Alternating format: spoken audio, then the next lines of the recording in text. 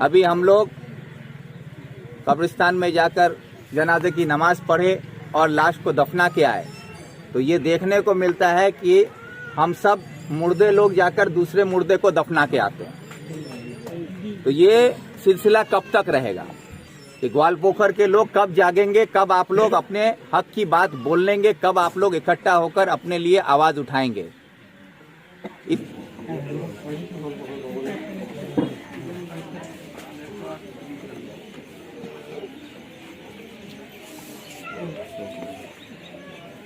अच्छा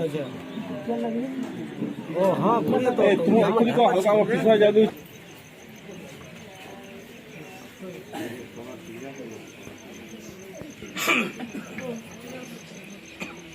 शादी किए थे यहाँ पत्थरगाह दवाई बनाते हैं, हम लोग सबको आपके साथ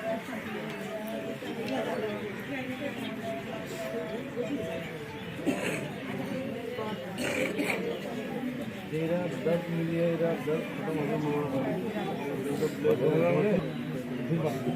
বলছে ইনশাআল্লাহ যার কইনি তোমার আল্লাহ আর বেশি খামোশ नहीं रहবেন, बातचीत बोलবেন, यानी खामोशी से परेशानी और भी संगीन होती है, तरफ पे दिल तरफने की जरा तस्कीन होती है अल्लाह। लेकिन दुआ रिश्तेदारों से भी मुलाकात की, इनके घर में जो माहौल है, जो दुख का पहाड़ इन लोगों पर टूट पड़ा है, ये इसकी भरपाई तो हम नहीं कर सकते, लेकिन इतना ज़रूर कह सकते हैं कि इस तरह का हादसा जो यहाँ ग्वालपोखर में सरेआम हो रहा है, ये हुकूमत के नशे में चूर कुछ लोग कुछ भी कर दें, उन पर कोई कार्रवाई नहीं होगी, ये यकीन उसको यहाँ के तृणमूल के मिनिस्टर गुलाम रब्बानी साहब देते हैं कि गुंडागर्दी करने की छूट मिली हुई है। वर्दीदारी पुलिस जो है वो भी सरकार की तरफ से गुंडा का काम कर रही है और इसी वजह से ऐसे लोगों का हौसला बढ़ रहा है। आज गोली कोई भी चलाया, लेकिन उसके हाथ में बंदूक देने वाला यही गुलाम रब्बानी साहब है। तो कत्ल कोई भी किया हो, लेकिन जो बंदूक दिया है वो भी कातिल से कम नहीं है। इसलिए गुलाम रब्बानी साहब भी और उनकी पार्टी और यहाँ की पुलिस सब ने मिलकर ये कत्ल किया है, क्योंकि इससे पहले भी इसी जैनगांव में कुछ दिन पहले भी गोलीबारी हुई, उसमें भी हम लोगों ने देखा कि पुलिस का रवैया क्या रहा। जिन लोगों ने गोली चलाया उसके खिलाफ कार्रवाई नहीं होकर जिसके घर पर गोली चली, जिसका दीवार तोड़ दिया गया, उसी को गिरफ्तार कर लिया गया। और आज जो ये हादसा हुआ कि इसमें जिस पर गोली चली, जिन लोगों का कत्ल हुआ, उन लोगों के परिवार के साथ पुलिस खड़े होकर कातिलों को पकड़ने के बजाय अभी तक पुलिस सिर्फ दिलासा देने का काम कर रही है। अभी तक कोई गिरफ्तारी नहीं हुई है। पुलिस का से मेरी एसपी से बात हुई, एसपी साहब ने ये कहा है कि आज रात तक हम लोग जो 4 लोग फरार हैं उन 4 को गिरफ्तार करेंगे। मेरा आप मीडिया के तरफ से ये मांग है हमारे जिला के एसपी साहब से कि ये हादसा जो है इसको अब ग्वालपोखर के लोग बर्दाश्त नहीं करेंगे। आप अगर इस पर कार्रवाई नहीं करते, वक्त पर अगर इंसाफ नहीं मिला, तो अब ग्वालपोखर के लोग अपने इंसाफ की लड़ाई खुद लड़ने के लिए तैयार हो जाएंगे। और आईसी ग्वालपोखर के अंडर में जो ये गोलीबारी सरेआम ग्वालपोखर में हो रहा है, कुछ दिन पहले भी गोलीबारी हुई, आज फिर हुई और कत्ल भी हो गया, तो मेरा ये मांग है कि ग्वालपोखर के आईसी को पहले यहाँ से सस्पेंड किया जाए, क्योंकि ग्वालपोखर के आईसी के आने के बाद से ग्वालपोखर में ये कई हादसा इस तरह का पेश आ रहा है। इस तरह का क्राइम बार बार होते रहते हैं और आईसी चेंज होते रहते हैं सर, फिर भी क्राइम नहीं रुक रहे हैं सर। और अभी तक जो भी अरेस्ट होते हैं फिर 1.5 महीने 1 महीने के अंदर बेल में भी आ जाते हैं, फिर से क्राइम होना शुरू हो जाते हैं। ये चाकुलिया में भी दिखाई दे रहा है, ग्वालपोखर में भी दिखाई दे रहा है, इस्लामपुर में भी दिखाई दे रहा है। इसी को लेकर कल हम लोगों ने एसपी ऑफिस का घेराव किया था। यही बात मैंने कही कि जेल को ससुराल बना दिया गया है गुंडों के लिए। और बंगाली में एक त्यौहार होता है जमाई षष्ठी, जो जेल में यहाँ के क्रिमिनलों को तृणमूल की सरकार जमाई षष्ठी करने के लिए ले जाती है और 3 महीने के बाद उसको भेज दिया जाता है कि फिर आकर तुम गुंडागर्दी करो।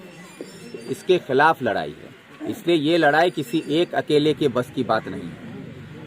और अगर यहाँ ग्वालपोखर के लोगों से मेरा ये कहना है कि अगर आप लोग जिंदा हैं यहाँ के नौजवान जिंदा हैं, तो आप लोग जागिए, वरना जिस तरह अभी हम लोग कब्रिस्तान में जाकर जनाजे की नमाज पढ़े और लाश को दफना के आए, तो ये देखने को मिलता है कि हम सब मुर्दे लोग जाकर दूसरे मुर्दे को दफना के आते हैं। तो ये सिलसिला कब तक रहेगा कि ग्वालपोखर के लोग कब जागेंगे, कब आप लोग अपने हक की बात बोल लेंगे, कब आप लोग इकट्ठा होकर अपने लिए आवाज उठाएंगे।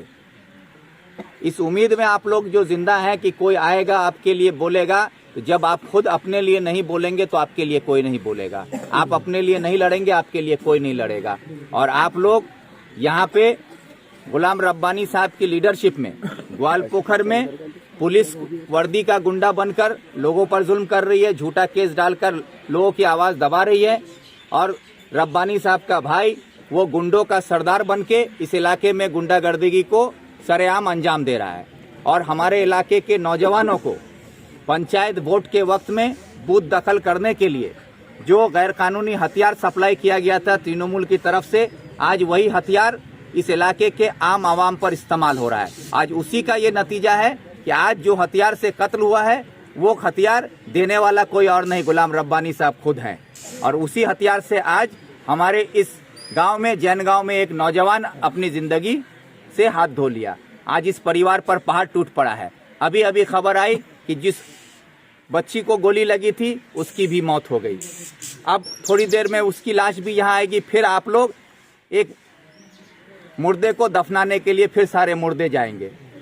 सर, ये आप लोग कब तक करेंगे, ये मेरा सवाल सर, आज जो ये इंसिडेंट हुआ है ये बिल्कुल ग्वालपोखर थाना के गेट के सामने हुआ है सर। और बोला जा रहा है, अभी रूलिंग जो हमारे मोनीदा आया वो भी बोल रहा है कि हम जो है आईसी को चेंज कर देंगे, रातों रात चेंज कर देंगे। क्या आपको लग रहा है सर कि आईसी चेंज होने से कुछ बदलाव आ जाएंगे? आईसी को चेंज करना ये एक पनिशमेंट है, ये उसके लिए डिपार्टमेंटल पनिशमेंट होगा, लेकिन आईसी के चेंज होने से हमको इंसाफ नहीं मिलेगी। और मोनी साहब ये कहते हैं हम चेंज कर देंगे, तो अरे भाई आज आप मंत्री साहब आके बोलते हैं हम प्रधान चेंज कर देंगे। अरे प्रधान चेंज करने से और आईसी चेंज करने के बजाय आप अपनी हरकतों को चेंज कीजिए। आप इलाके के लोगों के हक में इंसाफ की बात कीजिए, ना कि गुंडों के साथ खड़े होकर आप गुंडागर्दी को बढ़ावा दीजिए। आज जो कत्ल हुआ है ग्वालपोखर में, इसमें बराबर का शरीक मोनी है, बराबर का शरीक रब्बानी साहब है। और ये बात बार बार हो रहा है, और हर कत्ल में रब्बानी साहब, मोनी साहब और यहाँ की पुलिस मिलकर इस चीज को अंजाम दे रही है। और आवाम बेवकूफ बनते जा रहा है, और उसको भरोसा दिलासे के आड़ में ये लोग अपना कत्ल का जो खेल है, दहशत का जो माहौल बना के रखे हैं, उसको जारी रखे हुए हैं। इसको समझने की जरूरत है, और इससे बाहर निकलने के लिए आवाम को इकट्ठा होने की जरूरत है। आप लोग एक होइए, आगे बढ़िए, हम लोग आपके साथ हैं, यही हम कह सकते हैं। अगला कदम क्या है सर? अगला कदम यही है कि कानूनन जो कार्रवाई होनी चाहिए, वो कार्रवाई का जो एसपी साहब बोले हैं कि आज रात तक उसको गिरफ्तार कर लिया जाएगा, हम लोग इंतजार करेंगे। आज रात तक गिरफ्तार करते हैं या कल तक गिरफ्तार करते हैं। अगर गिरफ्तार नहीं होती है, अगर यहाँ के आवाम चाहेंगे तो उसके लिए इनकलाब होगा, और यहाँ के मुर्दे लोग अगर सो जाना चाहते हैं तो हम भी सो जाएंगे। साफ बात है भाई।